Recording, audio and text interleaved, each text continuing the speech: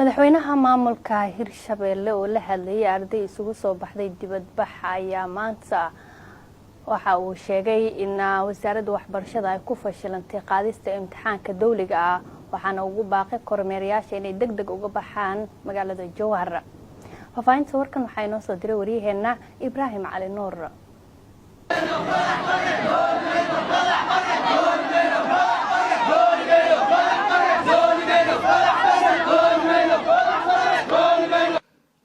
ardaydan oo ka cabanaya go'aankii wasaaradda waxbarashada hidaha iyo tacliinta sare ee xukuumadda Soomaaliya ee ku joojisay kuna baabeysay imtixaankii shahaadiga ahaa ee u socday muddo 3 maalmood ah una harsaneed 2 maalmood oo qura ayaa maanta ardayda imtixaankaasi u fadhisay dibadbaxay kaga careysiin arrintaasi waxay ka dhigeen magaalada Jowhar ee caasimadda maamulka Hirshabelle. ardaydan ayaa ah kuwa sanad dugsiyeedkan dhameystay dugsiyada sare ee dalka isla markaana uu socday imtixaanka shahaadiga ah oo ay qaadayso dawladda Soomaaliya kaasi oo xalay wasiirka wasaaradda waxbarashada hidaha iyo tacliinta sare xukuumadda Soomaaliya Cabdullaahi Goodax Bare uu ku dhawaaqay in gabi ahaanba la joojiyay imtixaankaasi oo maalmahan wasaaradda ay ka qaadaysay ardayda dugsiyada sare ee dalka. madaxda ugu sareysa maamulka Hirshabelle sida madaxweynaha iyo ku-xigeenkiisa ayaa meel fagaara ah waxay kula hadleen ardayda dibadbaxa dhigayay. ugu horeyn qaar ka mid ah ardayda dibadbaxa dhigayay ayaa si kulul waxay kaga hadleen go'aanka wasaaradda waxbarashada hidaha iyo tacliinta sare xukuumadda Soomaaliya ku joojisay imtixaanka. madaxweynaha Hirshabelle la hadlaya madaxweyne waxaan ka codsanaynaa haddii 6 maado ay kansalaan in adiga dhahdo sida Puntland isku taagtay ee goon isku taagtayna isku taagno anaga doonimeen inaan galno examka dib looga celiyay maadaama waqti badan aan soo dhiminay dadaal badan iyo juhdi aan soo sameynay iyadoo lagu jiro bishii barakasnaad ee Ramadaan. madaxweyne ku-xigeenka maamulka Hirshabelle Cali Guudlaawe Xuseen ayaa sheegay wasaaradda waxbarashada xukuumadda Soomaaliya mas'uuliyad daro inay ku tahay inay joojiso imtixaanka ardayda u socday muddo 3 maalmood ah. aan rabaa mudane madaxweyne sidii ardayduba ay sheegeen meeshan mas'uuliyad daro ka dhacday in 3 maalmood ay 6 maado ay galaan ayagoo sooman ee la yiraahdo waa la kansalay 6 maalmood imtixaankii oo gabagaba xaqiiqda meeshaas waa mas'uuliyad daro hadday wax ka shabaxeen waxay ka baxeen wasaaraddii iyaga laga rabay inay xakameeyaan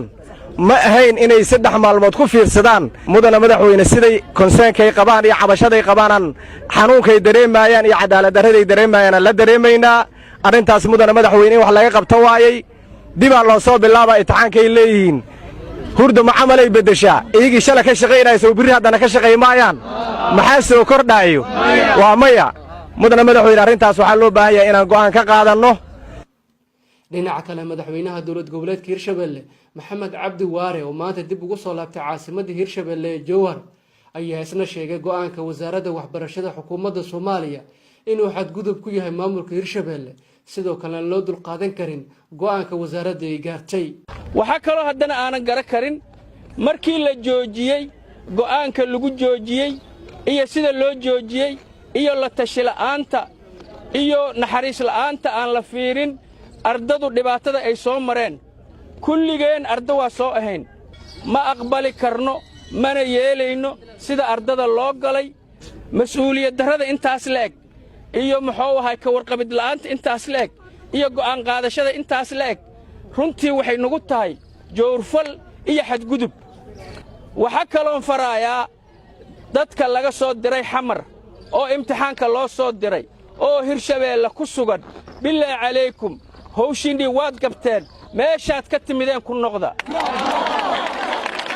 meeshaad ka timideen ku noqda amnigiinna iyo joogitaankiinna dhibaatow nagu yahay waad fashilanteen waad qaldanteen waa ilduufteen waa idinka hoos baxday meeshii aad ka timideen ku noqda. maanta wixii ka dambeeyo waxbarashada ardada Hirshabelle waxaa mas'uul ka ah dawladda Hirshabelle. waxa laga qabanayo iyo go'aanada la qaadan doonane waxay ka dhalan doonaan la tashiga aan la samayno guddigaas sidii ay talo noogu soo jeediyaan sidii ardada u roon sidii mustaqbalkooda u roon siday cadaaladu ku jirto markaan fiirino ayaan go'aan ka qaadan doonaa. Ibrahim Cali Nuur TV Universal caasimadda Hirshabelle Jowhar.